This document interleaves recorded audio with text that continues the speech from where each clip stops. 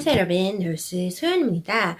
이번 시간에는 제가 예전에 2020년도 총정리 영상을 찍으면서 한번 다룬다고 언급한 것이 있어요. 바로 차지널스에 대한 건데요. 그거에 대해서 좀 이야기를 해보려고 해요.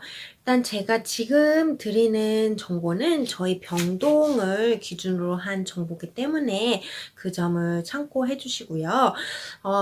제가 다루고 싶은 주제는 한국에서의 차지널스와 캐나다 병동에서의 차지널스에 대해서 좀 비교를 해보려고 합니다. 여기서 지금 비교해드릴 차지널스는 일반 데이 때 하는 차지널스 말고 나이트 때 하는 차지 업무에 대해서 이야기를 하려고 해요. 왜냐면 일단 한국이나 여기나 데이 차지 널스는 다 정해져 있고 그 널스가 이제 쉬는 날일 때만 다른 연차에 따라서 차지를 하게 되잖아요.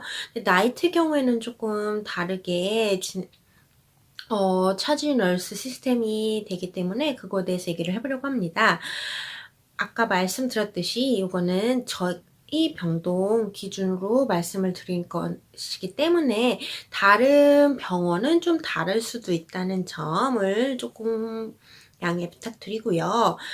첫 번째로 비교하고 싶은 거는 이제 누가 차지널스를 하냐에 대해서 좀 이야기를 해보려고요.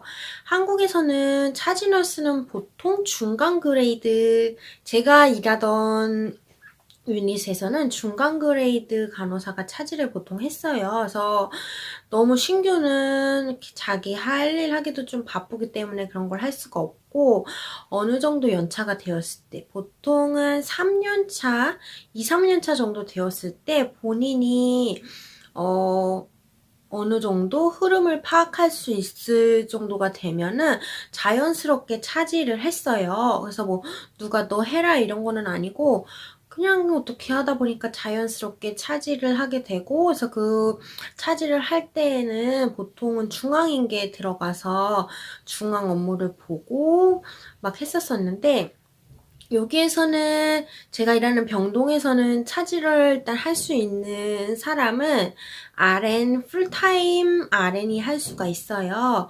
그리고 최소 그 병동에서 6개월 이상 일한 사람이 할 수 있는데요. 그래서 6개월 이상 일했는데 이제 차지를 하고 싶은 마음이 있다. 그리고 위에서도 차지 트레이닝을 해주겠다 하면은 트레이닝을 받을 수가 있고요. 그리고 저희 병동은 풀타임 RN만 차지를 나이트 때 할 수가 있습니다. 그러면 두 번째로 말씀드릴 것은 트레이닝이에요. 아까 말씀드렸다시피 한국에서는 차지 너스를 할 때 따로 트레이닝을 받는 게 아니라 본인이 어느 정도 일이 익숙하다 생각이 되면은 자연스럽게 어떻게 차지 업무를 보게 되는데요.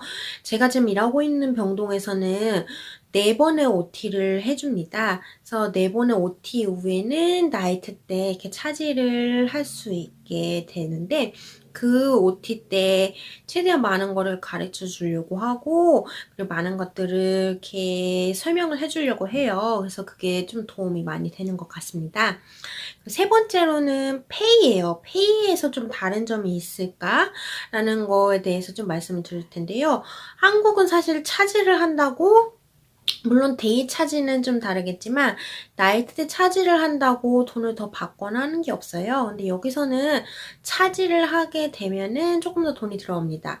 물론 OT 포함 차지 OT를 한 날도 그 약간의 프리미엄이 붙어요. 그래서 제가 듣기로는 1달러 미만으로 해서 0.74센트인가가 추가로 시간당 붙는다고 들었는데 제 페이 스탑을 확인해 보니까 시간당 2불이 더 붙더라고요. 그래서 페이가 좀 더 들어오는 것이 있습니다. 네 번째로 환자를 보는 비율은 어떨까요?